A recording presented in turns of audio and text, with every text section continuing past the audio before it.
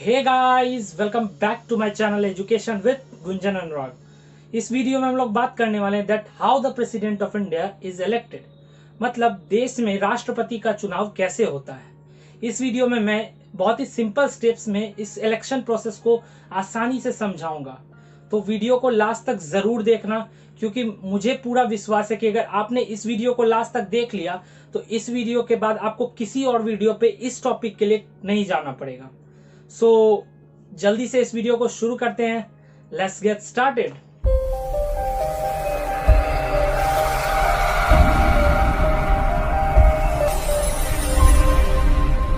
तो दोस्तों, हमारा आर्टिकल 52 कहता है that there shall be president of India, मतलब हमारे देश में प्रेसिडेंट ऑफ इंडिया होना ही चाहिए।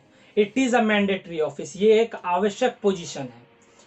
दोस्तों, प्रेसिडेंट ऑफ इंडिया को और भी नामों से जाना जाता है, जैसे ceremonial head of India, formal head executive, nominal head executive, head of the state etcetera. दोस्तों, अब हम लोग देखते हैं प्रेसिडेंट ऑफ इंडिया की टर्म कितने सालों की होती है।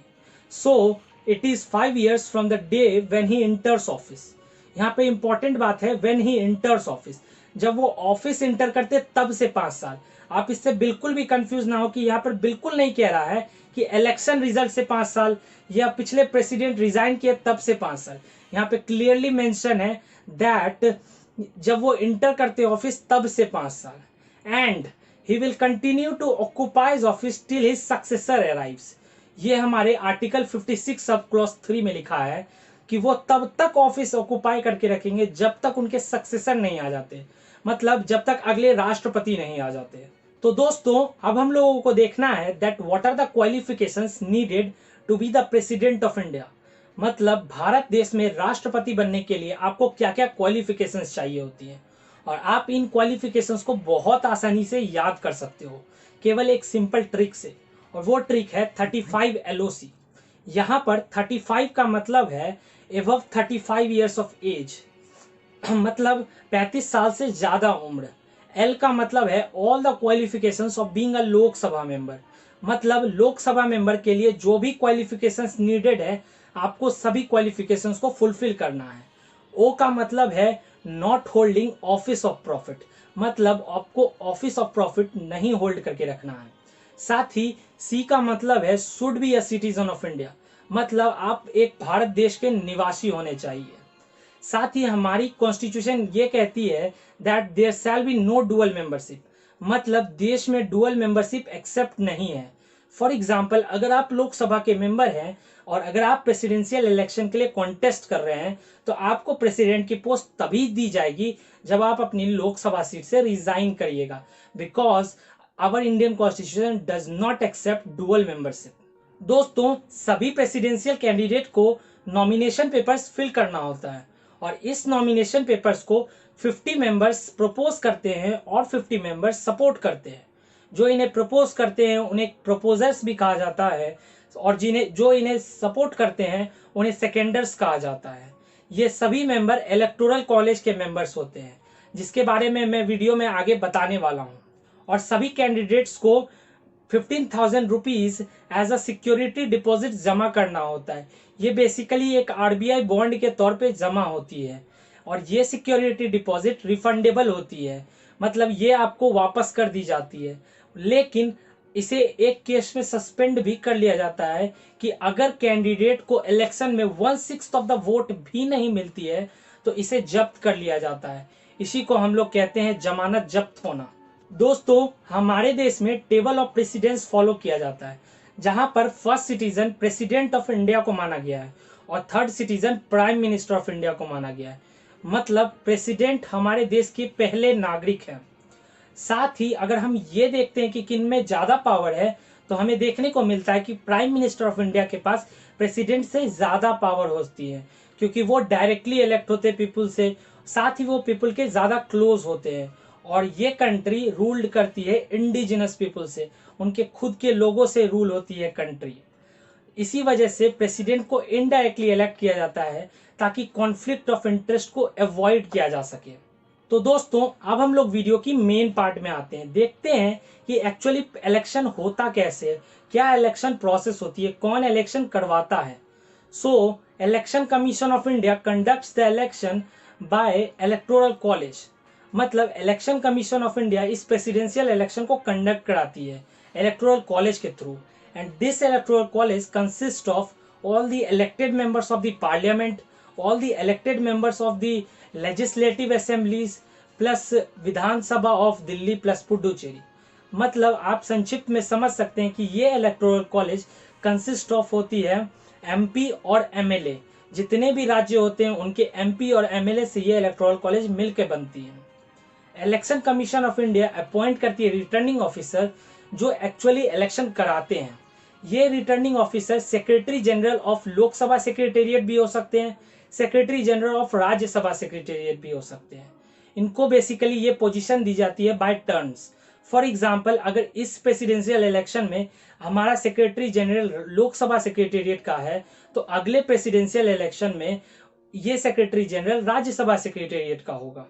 दोस्तों, इलेक्शन में कैंडिडेट को जीत के लिए कोटा अचीव करना होता है और इस कोटा को फाइंड करने के लिए हमारे पास एक फॉर्मूला दिया गया है, that is total number of valid votes polled divided by total number of position for which the election is holding +1 and whole +1।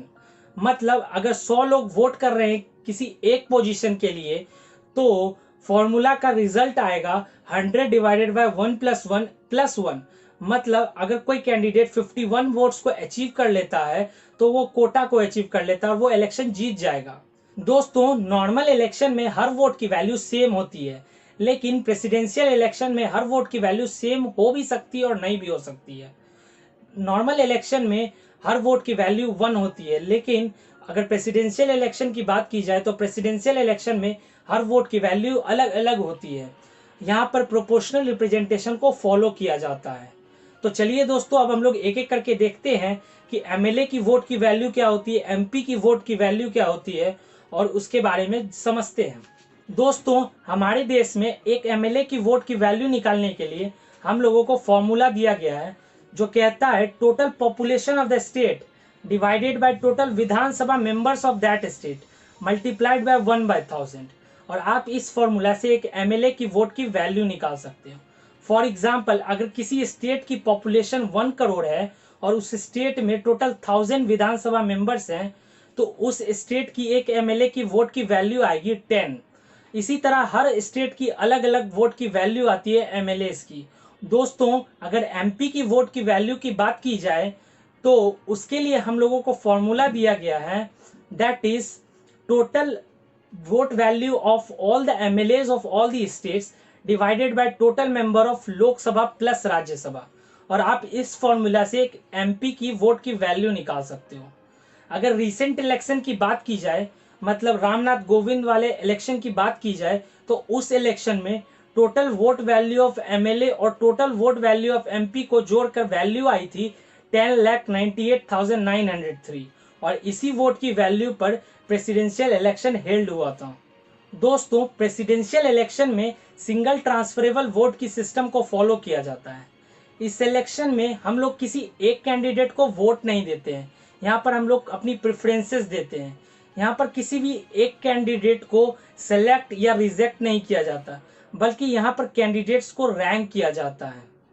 यहाँ पर सभी इलेक्टोरल कॉलेज के मेंबर्स अपनी प्रेफरेंसेस देते हैं कि हमें फर्स्ट प्रेफरेंस में ये कैंडिडेट चाहिए, अगर ये कैंडिडेट प्रेसिडेंट नहीं बनता है तो हमारा सेकेंड प्रेफरेंस ये कैंडिडेट है। और इस तरह हर इलेक्टोरल कॉलेज का मेंबर अपनी अपनी प्रेफरेंस देता है और फाइनली इसकी काउंटिंग की जाती है। और फर्स्ट काउंटिंग में देखा जाता है कि जितने भी कैंडिडेट्स हैं उनको फर्स्ट प्रेफरेंस कितने लोगों ने दिया है। अगर वो लोग कोटा अचीव कर लेते हैं तो वहीं पर वो इलेक्शन जीत जाते हैं और वो प्रेसिडेंट इलेक्ट हो जाते हैं।